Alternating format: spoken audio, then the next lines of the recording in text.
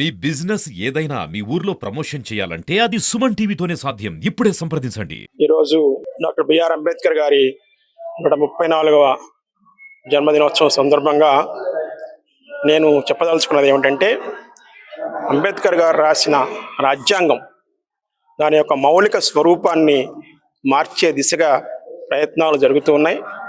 అలాంటి ప్రయత్నాలని అందరూ కూడా విజ్ఞతతో వ్యవహరించి అంబేద్కర్ రాసిన ఆ రాజ్యాంగంలో ఉన్న మౌలిక స్వభావాన్ని మార్చే అధికారం ఎవరికి లేదని సుప్రీంకోర్టు తీర్పు చెప్పిన సందర్భంగా ఆ అధికారం ఎవరికి లేదని వాళ్ళందరూ గుర్తించాలి.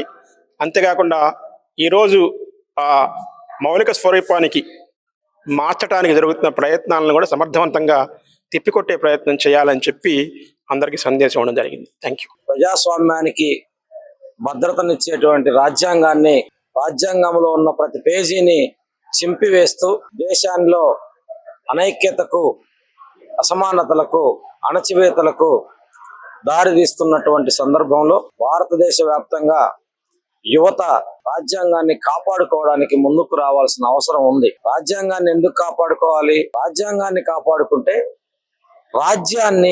రాజ్యాంగం కాపాడుతుంది, రాజ్యంలోని ప్రజల్ని రాజ్యాంగం కాపాడుతుంది.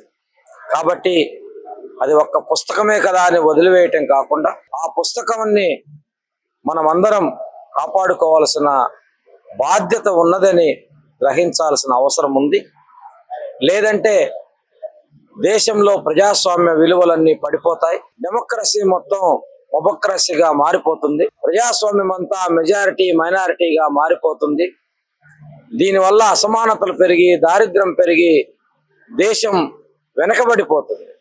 కాబట్టి రాజ్యాంగ విలువలతో బ్రతకాలంటే, మనిషి డిగ్నిటీతో బ్రతకాలంటే, బాబాసాహెబ్ అంబేద్కర్ ఆశించిన స్వేచ్ఛ, సమానత్వం, సోదరభావం ఈ దేశంలో నిలబడాలంటే రాజ్యాంగాన్ని నిలబెట్టుకోవాలి.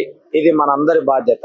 గారి 134వ జయంతి సందర్భంగా పీపుల్ యాక్షన్ ఫోరం వారు, ఇండియా వారు నిర్వహించినటువంటి మా ర్యాలీకి, ఈ సభకు మేము ఇక్కడ రావటం జరిగింది. డాక్టర్ బిఆర్ అంబేద్కర్ కేవలం ఒక వర్గానికో లేకపోతే ఒక జాతికో సంబంధించినటువంటి వాడు కాడు. యావత్ భారతదేశం గర్వించదగినటువంటి నాయకుడు, మేధావి, సంఘ సంస్కర్త. ప్రపంచమంతా ఒక మేధావిగా, గొప్ప మేధావిగా గుర్తించినటువంటి డాక్టర్ బిఆర్ అంబేద్కర్ గారి చేత రచించబడినటువంటి రాజ్యాంగం అనేకమైనటువంటి భారతదేశం ఏ విధంగా ముందుకు సాగాలో ఆ విషయాన్ని నిర్దేశిస్తున్న రాజ్యాంగం చాలా గొప్పది.